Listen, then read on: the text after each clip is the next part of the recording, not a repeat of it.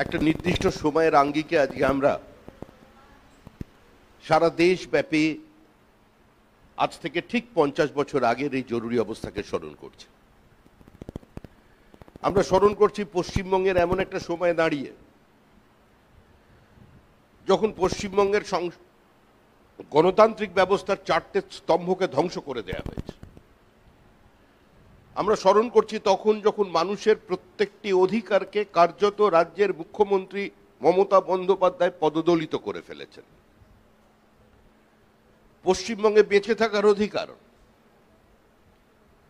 পশ্চিমবঙ্গে নিজের মেধার প্রতিষ্ঠা পাওয়ার অধিকার যখন এই সরকার বাজেয়াপ্ত করেছে,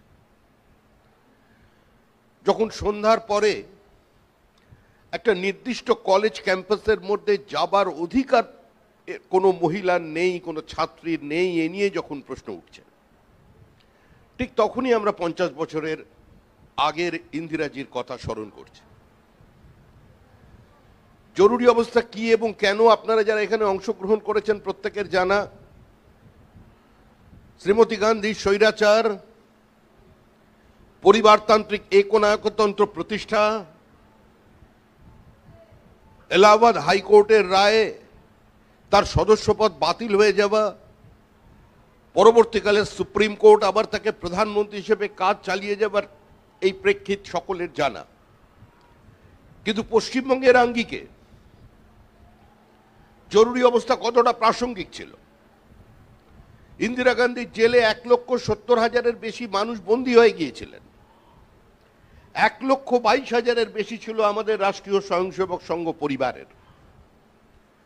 গ্রেপ্তার হয়েছিলেন মুরারজি ভাই দেশাই, জয়প্রকাশ নারায়ণ, গ্রেপ্তার হয়েছিলেন অটল বিহারী বাজপেয়ী, লালকৃষ্ণ আদবানি, মুলায়ম সিং যাদবের মতো নেতারা। গ্রেপ্তার হয়েছিলেন রেল ধর্মঘটের নায়ক জর্জ ফার্নান্ডেজ। কার্যত গোটা ভারতবর্ষকে একটা জেলখানায় রূপান্তরিত করে দিয়েছিলেন শ্রীমতী ইন্দিরা গান্ধী। মানুষের কথা বলার অধিকার, সংবাদ মাধ্যমের প্রাথমিক অধিকার তিনি বাজেয়াপ্ত করেছিলেন। জরুরি অবস্থা জারি করার পর যখন শ্রীমতী গান্ধী দেখলেন দৈনন্দিন তিনি খবরের কাগজে সমালোচিত হচ্ছেন, তখন সঞ্জয় গান্ধীর পরামর্শে ইন্দিরা গান্ধী একটি বিশেষ ঘোষণা করলেন যে প্রত্যেক সংবাদ মাধ্যমের প্রতিনিধিকে প্রতিদিন সকাল 9টার সময় ভিসি শুক্লা যে ডাইরেক্টিভস দেবেন সেটা মেনে সংবাদ পরিবেশন করতে হবে। কার্যত সরকারি মাউথপিস হিসেবে গোটা মিডিয়াকে ব্যবহার করবার প্রচেষ্টা করলেন শ্রীমতী ইন্দিরা গান্ধী। কোনো সাংবাদিকের কোনো প্রশ্ন করবার অধিকার নেই। একাধিক সাংবাদিক গ্রেপ্তার হয়ে গেলেন সারা ভারতবর্ষ জুড়ে। গৌর কিশোর ঘোষ, বরুণ সেনগুপ্তর মতো প্রথিতযত সাংবাদিক কলকাতায় গ্রেপ্তার হলেন। কিন্তু সারা দেশের প্যাটার্নটা ছিল একটাই। আপনি যদি ভারতীয় জনতা পার্টি বা তদানীন্তন ভারতীয় জনসংঘের কথা চিন্তা করেন, একটা কাজ একসঙ্গে করুন, তাহলে দেখবেন যে আমরা যারা আজকে ভারতীয় জনতা পার্টি করছি, আমরা যারা তদানীন্তন ভারতীয় জনসংঘ ছিলাম, আমাদের শক্তি পশ্চিমবঙ্গে কার্যত ছিল অপ্রাসঙ্গিক। আমাদের সেই অর্থে রাজনৈতিক অস্তিত্ব ছিল না। আমাদের বিভিন্ন প্রান্তে বিভিন্ন জেলায় হয়তো বিভিন্ন মণ্ডলে কর্মী ছিলেন, কিন্তু আমরা শ্যামাপ্রসাদ মুখার্জির পর আমাদের জনভিত্তিকে হারিয়ে ফেলেছিলাম। রাজনৈতিকভাবে পশ্চিমবঙ্গের কোনো রাজনৈতিক শক্তি আমাদের প্রাসঙ্গিক বলে মনে করত না। মানুষ বিজেপিকে ভোট কাটা পার্টি বা জনসংঘকে ভোট কাটা পার্টি বলে মনে করতেন। প্রবাদ ও প্রতিম বাগ্মী, ভারতবর্ষের স্বাধীনতার ইতিহাসের সবচেয়ে 4 জন যে বাগ্মীর নাম উল্লেখ করা হয়, পলিটিক্যাল স্পিকার, সেই 4 জনই কিন্তু পশ্চিমবঙ্গ থেকে। সুরেন্দ্রনাথ ব্যানার্জি, বিপিন চন্দ্র পাল, ডক্টর শ্যামাপ্রসাদ মুখার্জি এবং হরিপদ ভারতী। আমি হরিপদ ভারতীর কথা এই নদিয়া জেলায় দাঁড়িয়ে কারণেই বলছি, কারণ এটা শ্রী চৈতন্যের পূর্ণভূমি। শ্রী চৈতন্যের পাদস্পর্শে ধন্য এই মাটিতেই শ্রী চৈতন্যের গুরুদেব যিনি ছিলেন ব্রহ্মানন্দ কেশব ভারতীর সরাসরি বংশধর ছিলেন হরিপদ ভারতী। নদিয়ায় হরিপদ ভারতী প্রতিদ্বন্দ্বিতা করেছেন। সম্ভ্রান্ত বংশীয় মহিলারা এসে মাস্টার মশাইয়ের পা ধুইয়েছেন, মাথার চুল দিয়ে মুছিয়ে দিয়েছেন তারা আপত্তি সত্ত্বেও। কিন্তু নির্বাচনের ফলাফলে হরিপদ ভারতী এখানেও তার জমানত বাজেয়াপ্ত করে চলে যান।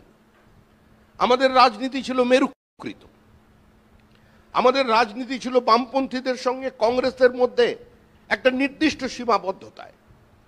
কিন্তু জরুরি অবস্থার আক্রমণ নেমে এলো গোটা রাষ্ট্রীয় স্বয়ংসেবক সংঘের বিভিন্ন প্রচারকের ওপরে, তাদের কর্মীদের ওপরে, তাদের স্বয়ংসেবকদের ওপরে। রাষ্ট্রীয় স্বয়ংসেবক সংঘের পশ্চিমবঙ্গে বহু মানুষ গ্রেপ্তার হয়ে গেলেন সারা ভারতবর্ষের মধ্যে।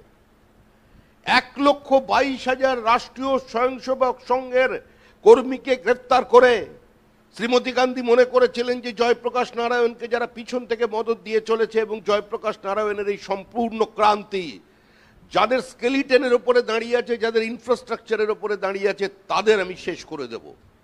কিন্তু তারপরেও তারা আমাদের ইনফ্রাস্ট্রাকচারকে ভেঙে দিতে পারেননি। শ্রীমতী গান্ধীর আমলে পশ্চিমবঙ্গে কি হয়েছিল, আজকে যারা আমরা এই বিভিন্ন বুদ্ধিজীবীদের দিকে তাকিয়ে কথা বলি বাঙালি কতটা প্রতিবাদী ছিলেন, আমরা শুধুমাত্র স্বাধীনতা সংগ্রামের বিপ্লবীদের হ্যাংওভার নিয়ে দীর্ঘদিন বেঁচে থাকতে পারি না। জরুরি অবস্থা ঘোষণার পর সঞ্জয় গান্ধী কলকাতায় এলেন। সঞ্জয় গান্ধীকে বিরাট মিছিল করে নিয়ে গিয়ে কলকাতা বিশ্ববিদ্যালয়ে ঢোকানো হলো। মাত্র 3 থেকে 4 জন ছাত্র সেদিন সঞ্জয় গান্ধীকে ব্ল্যাক ফ্ল্যাগ দেখিয়েছিলেন। একজন বিখ্যাত সাংবাদিক সুমন চট্টোপাধ্যায়, আপনাদেরই এই জেলার ছাত্র, একজন অরুণাভ ঘোষ, কংগ্রেস করতেন, এখন কি করছেন জানি না, আরেকজন সোমক রায়, তথাগত রায়, সৌগত রায়দের ছোট ভাই। এরা 3 জন ব্ল্যাক ফ্ল্যাগ নিয়ে প্রতিবাদ জানিয়েছিলেন। কিন্তু সঞ্জয় গান্ধী এসে উপাচার্যের চেয়ারে বসে তিনি পশ্চিমবঙ্গের ছাত্রদের সামনে, ছাত্র পরিষদের নেতাদের সামনে, এমনকি অধ্যাপকদের সামনেও বক্তব্য রেখে গেলেন। কেউ সঞ্জয় গান্ধীর সামনে দাঁড়িয়ে কোনো প্রতিবাদ করলেন না। শ্রীমতী গান্ধী বাংলার ইন্টেলিজেন্সিয়া এই এমার্জেন্সিকে কিভাবে অ্যাকসেপ্ট করছে, তাদের প্রতিক্রিয়া কি জানবার জন্য তিনি রাজভবনে একটি চা চক্রের আয়োজন করলেন। কলকাতার সমস্ত কবি, সাহিত্যিক, বুদ্ধিজীবীদের আমন্ত্রণ জানালেন। শ্রীমতী গান্ধী ভিতরে বক্তৃতা করেছিলেন কিন্তু কোনো প্রশ্নের সম্মুখীন হননি।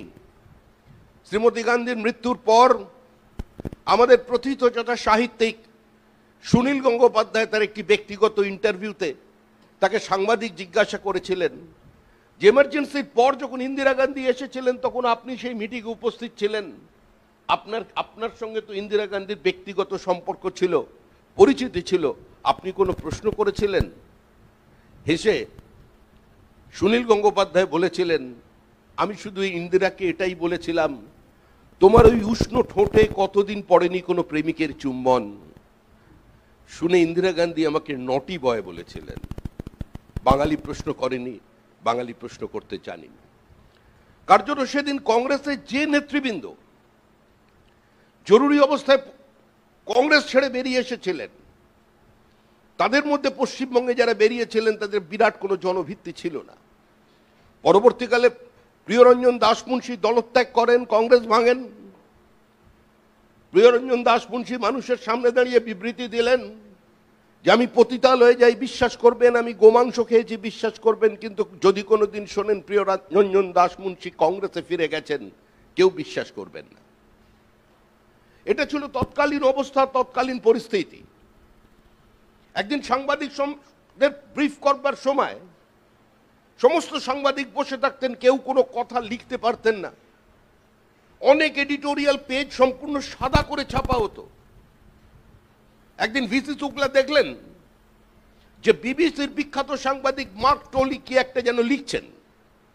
হঠাৎ তিনি বক্তব্য থামিয়ে বললেন, mister Tolley, what are you writing? And Mr. Tolley immediately replied, sir, I am writing that not to write anything. তো এই ছিল তদানীন্তন চেহারা।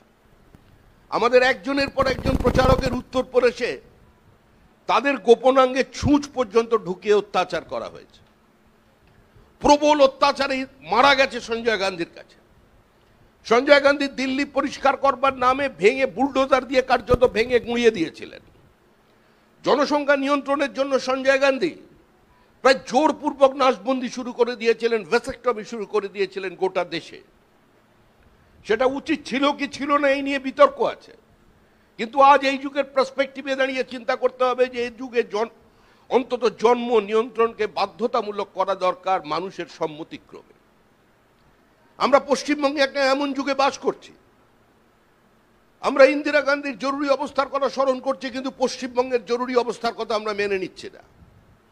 আমাদের মানুষের কাছে পৌঁছতে হবে যে ইন্দিরা গান্ধী 50 বছর আগে জরুরি অবস্থা জারি করেছিলেন। আমাদের প্রাক্তন মুখ্যমন্ত্রী সিদ্ধার্থ শঙ্কর রায় ইন্দিরার মৃত্যুর পরে বলেছিলেন যে সিদ্ধার্থ শঙ্কর রায়ের মতো একজন জঘন্য ব্যক্তির, তার বিবৃতি এটা, জঘন্য ব্যক্তির পরামর্শে শ্রীমতী গান্ধী জরুরি অবস্থা চালু করেন। অনিতা দেওয়ান খুন হয়েছিলেন কিসের জন্য? কারণ তিনি লাইগেশন ক্যাম্প চালানোর জন্য প্রতিনিয়ত যেতেন।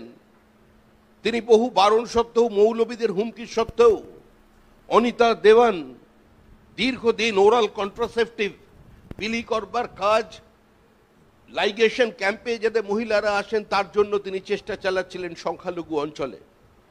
51 বছরের একজন চিকিৎসক মহিলাকে চেজ করে এনে বানতলায় ধরে ফেলা হলো, তারপর ধর্ষণ করে খুন করা হলো। জ্যোতি বসু বিবৃতি দিলেন এরকম ঘটনা তো ঘটতেই পারে, তা নিয়ে আকাশ বাতাস তোলপাড় করেছিলাম আমরা বিরোধীরা। তৃণমূল কংগ্রেসও তার বাইরে ছিল না।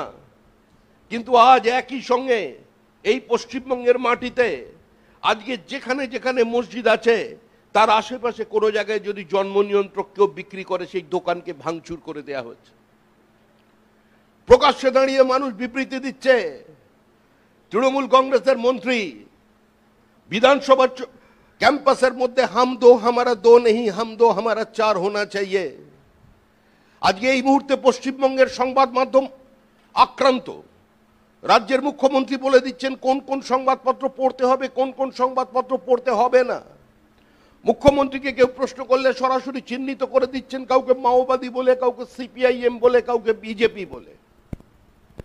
আজকে বিচার ব্যবস্থা, এই যে বিনিয়োগ আসছে না, রাজ্যে নতুন বিনিয়োগের অন্যতম প্রাথমিক শর্ত হলো judiciary. The lower judiciary is under threat. বিচার চলছে, বিচার কক্ষের মধ্যে ঢুকে পড়ছে তৃণমূল কংগ্রেসের কর্মীরা। দক্ষিণ 24 পরগনার একজন বিচারপতি বলছেন যে আমি কিভাবে বিচার করব, পস্কো মামলার রায় তৃণমূলের বিরুদ্ধে যাওয়ার কারণে আজকে আমার পরিবারের প্রাণহানির চেষ্টা করা হচ্ছে। কলকাতা হাইকোর্টের বিচারপতি মান্থার বাড়িতে গিয়ে দেওয়ালে পোস্টার লেগেছে, বিচারপতিকে বিচারপতির কক্ষের মধ্যে ম্যানহ্যান্ডেল করা হচ্ছে। একজন মহিলা বিচারপতির পরিবার তুলে তাকে আক্রমণ করা হচ্ছে, তার স্বামীকে মিথ্যা মামলায় জড়িয়ে দেওয়া হচ্ছে। কখনো হাইকোর্টের রায়কে স্বাগত জানাচ্ছেন, কখনো হাইকোর্টের রায়কে কোনো কমপ্লাই করছেন না। এর আগের যিনি আমাদের এখানকার রাজ্যপাল ছিলেন, বর্তমানের উপরাষ্ট্রপতি, রাজ্যসভার চেয়ারম্যান জগদীপ ধনখড়কে দাঁড়িয়ে কলকাতা বিশ্ববিদ্যালয়ের যিনি উপাচার্য তিনি বলছেন রাজ্য সরকার চায় না আমি আপনার সঙ্গে দেখা করি, সেজন্য আপনি এখানে কোনো ওয়েলকাম গেস্ট নন। কলকাতা বিশ্ববিদ্যালয়ের উপাচার্য মুখ্যমন্ত্রীকে বলছেন যে আপনি একটু আলোকপাত করুন, আলোকপাত করে দেখান যে উচ্চশিক্ষা কোন দিকে যাবে। কোন কলকাতা বিশ্ববিদ্যালয়? যেদিন বড়লাটের উপস্থিতিতে ইউনিভার্সিটির কনভোকেশন মিটিংয়ে স্যার আশুতোষ মুখোপাধ্যায় বক্তৃতা করছেন, ministers may come and go, chancellors may bloom and perish, but my university, fellow graduates, your university will go on forever. British ইন্ডিয়ায় দাঁড়িয়ে যিনি কলকাতা বিশ্ববিদ্যালয়কে আমার বিশ্ববিদ্যালয়, স্নাতকেরা তোমাদের বিশ্ববিদ্যালয় বলবার সাহস দেখাতেন, সেই কলকাতা বিশ্ববিদ্যালয়ের উপাচার্যের আজকে করুণ পরিণতি হয়েছে।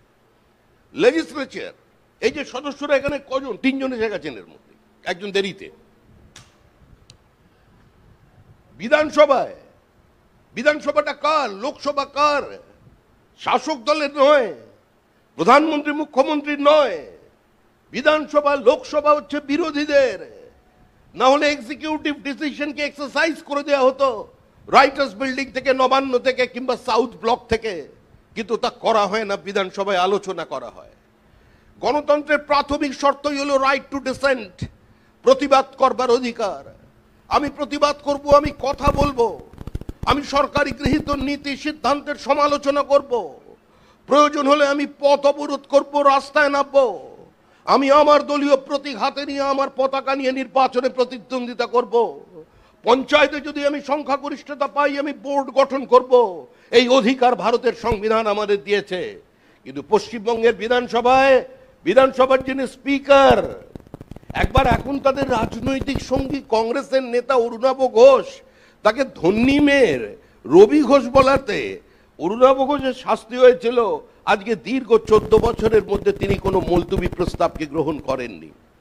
একজন স্পিকার তার চেয়ার থেকে উল্টো দিকে তাকিয়ে বসে আছে। আমি আমার স্পিকারকে বলবো, যিনি আজকে এখানে বসবেন, সভাপতির দিকে তাকাবেন না, সোজা তাকাবেন, বেশি করে বিরোধীদের দিকে তাকাবেন। আমাদের রাজ্যের স্পিকার চেয়ার ঘুরিয়ে নেয়, ঘুরিয়ে মুখ্যমন্ত্রীর দিকে তাকিয়ে দেখে। মুখ্যমন্ত্রীর সময়সীমা থাকে বক্তৃতার 15 মিনিট। আমি নিজে বিধায়ক ছিলাম, আমি দেখেছি, পার্থদাও ছিলেন। আমাদের সময় কি হতো, আমি নিজে শুনি, স্যার আর একটু সময় দিন স্যার। অন্যদিকে তাকিয়ে যেন বলে, স্যার আমায় দেখতে ভালো নয়, এর জন্য কি আমি দায়ী স্যার, একটু দেখুন আমার দিকে। এই অদ্ভুত স্পিকার মুখ্যমন্ত্রীর দিকে তাকিয়ে দেখেন। মুখ্যমন্ত্রী 15 মিনিটের জায়গায় 40 মিনিট বলে যাচ্ছেন, স্পিকার হঠাৎ একটা থামায়, বলে আপনার আর কতক্ষণ সময় লাগতে পারে ম্যাডাম? মুখ্যমন্ত্রী কোন করে, সময় লাগবে। তারপরেই বলেন যে আমি তো আর স্নো পাউডার মেখে প্রতিদিন ফেসিয়াল করে গিয়ে সন্ধ্যাবেলা টিভিতে বসি না, হতে আমায় বলতে দিতে হবে মুখ্যমন্ত্রী বলছেন। এবার হঠাৎ একদিন কংগ্রেসের নেতা বহরমপুরের মনোজদা, কিনা পুরো নামটা কি, মনোজ চক্রবর্তী, মনোজদা হঠাৎ একদিন বলল, খিদে পেয়ে গেল স্যার। খিদে পেয়ে গেল, ক্যান্টিনে যাও, ঘুগনি পাউরুটি খাও। এই হলো পশ্চিমবঙ্গের বিধানসভা। আরে বিধানসভায় শুভেন্দু অধিকারী বিরোধী দলনেতা, পদমর্যাদায় মুখ্যমন্ত্রীর পরে তার স্থান। আজকে সেই বিধানসভায় 4 মাসের বেশি সময় ধরে শুধু একটা টার্মের মধ্যে আজকে মুখ্যমন্ত্রী দল তাকে সাসপেন্ড করে রেখেছে। সারা ভারতবর্ষ জুড়ে বিতর্ক হয়। বিতর্কের বহু সময় মন্ত্রীর জবাব না শুনে আমরা যারা বিরোধী অবস্থানে থাকি, আমরা ওয়াকআউট করেছি, অতীতেও করেছি। আমি বিধায়ক থাকার অল্প দিনের জন্য ছিলাম, একজন হলেও ওয়াকআউট করতাম। কেউ বলতো, পিছন থেকে আওয়াজ দিত, ও বাথরুমে যাচ্ছে। আবার স্পিকার বলতেন আমি বেরিয়ে যাওয়ার সময়, একা লোক, স্পিকার বলতেন ওর কোনো মিটিং আছে, ওই জন্য এটা করে চলে গেল, নাটক করে। এটা ছিল স্পিকারের বক্তব্য। কিন্তু আমার বক্তব্যটা তো এক্সপাঞ্জ করা হতো না। আমাদের লোকসভা, রাজ্যসভায় বহু সময় আছেন বিরোধীরা বেরিয়ে চলে যাচ্ছেন, তৃণমূল কংগ্রেস বেরিয়ে চলে যাচ্ছে, কিন্তু তৃণমূল কংগ্রেসের নেতারা যে বক্তৃতা করেছেন সেটা এক্সপাঞ্জ করবার অধিকার চেয়ারম্যানের নেই, স্পিকারের নেই। কোন রুল বুকে এই নিয়ম নেই। অভিনব ঘটনা ঘটলো যে আমাদের বিরোধীদের সমস্ত বক্তব্যকে এক্সপাঞ্জ করে দেয়া হলো, সংসদীয় রীতি নীতিকে ধ্বংস করে দিল। রাজ্য শাসিত হয় রাজ্যপালের নামে। রাজ্যপালই সংবিধানের রক্ষাকর্তা, সংবিধানের ব্যাখ্যাকর্তা, কাস্টোডিয়ান অফ দ্য কনস্টিটিউশন। রাজ্যপালের উচ্চতা সবচেয়ে উপরে, তার নিচে আইনসভা। আইনসভা রাজ্যসভাকে চ্যালেঞ্জ করতে পারে না। কিন্তু অদ্ভুতভাবে লক্ষ্য করা যাচ্ছে, রাজ্যের স্পিকার বিবৃতি দিলেন ধনকরের দিকে, তার সাহেবের দিকে তাকিয়ে, যে ভবিষ্যতে কোনোদিন বিধানসভায় আসতে গেলে রাজ্যপালকে স্পিকারের থেকে পারমিশন নিয়ে আসতে হবে। এই পরিস্থিতির মধ্যে চলেছে আজকে পশ্চিমবঙ্গ। শ্রীমতী ইন্দিরা গান্ধী গোটা দেশকে জেল বানিয়েছেন, আর পশ্চিমবঙ্গের যিনি মুখ্যমন্ত্রী, যিনি আজকে মহিলাদের সংরক্ষণের কথা বলছেন, 50% আসন সংরক্ষণের কথা বলছেন, তিনি কি উপহার দিয়েছেন পশ্চিমবঙ্গের মহিলাদের? 2021 সালের নির্বাচনের পর বিজেপির 27 জন মহিলা প্রকাশ্যে দাঁড়িয়ে ক্যামেরার সামনে বলেছে, we have been gang raped. কোনো প্রতিবাদ করেনি তৃণমূল কংগ্রেসের নেতারা। ধর্ষণ একটা সামাজিক বিকৃতি, ধর্ষণ একটা সামাজিক ব্যাধি, ধর্ষণ একটা মানসিক অস্থিরতা, মানসিক বিকৃতি, ধর্ষণ একটা মানুষের রোগ। কিন্তু ধর্ষণকে রাজনৈতিক হাতিয়ার হিসেবে ব্যবহার করেছিল এ রাজ্যে প্রথম সিপিআইএম। আমরা ধানতলার ঘটনা দেখেছিলাম। এই নদিয়ার মানুষ এখানে যারা আছেন ধানতলার কথাটা ভুলে যাবেন না। বিয়ে বরযাত্রীর গাড়ি রাস্তায় দাঁড় করিয়ে সমস্ত মহিলাকে তুলে নিয়ে যাওয়া হলো। রেহাই পেলেন বরের ঠাকুমা, 65 বছরের বেশি বয়স, আর নিতকোণেন একজন কে ছিল 6 বছর তাকে বাদ দিয়েছিল। নিয়ে গেল কোথায়? নিয়ে গেল স্কুলের মধ্যে। আজকে যে বামপন্থীরা এখানে দাঁড়িয়ে সিপিআইএম তৃণমূল কংগ্রেসের বিরোধিতা করছে, বিজেপি তৃণমূলের সেটিং এর কথা বলছে, ভুলে যাবেন না ধানতলার ঘটনা। স্কুলের যিনি হেডমাস্টার ছিলেন তিনি কি করছিলেন? মহিলাদের ছেঁড়া কাপড় সরিয়ে রাখার ব্যবস্থা করলেন। আর থানার আইসি কি করলেন? তিনি রক্ত ধোয়াচ্ছিলেন জল দিয়ে, ঝাঁটা দিয়ে।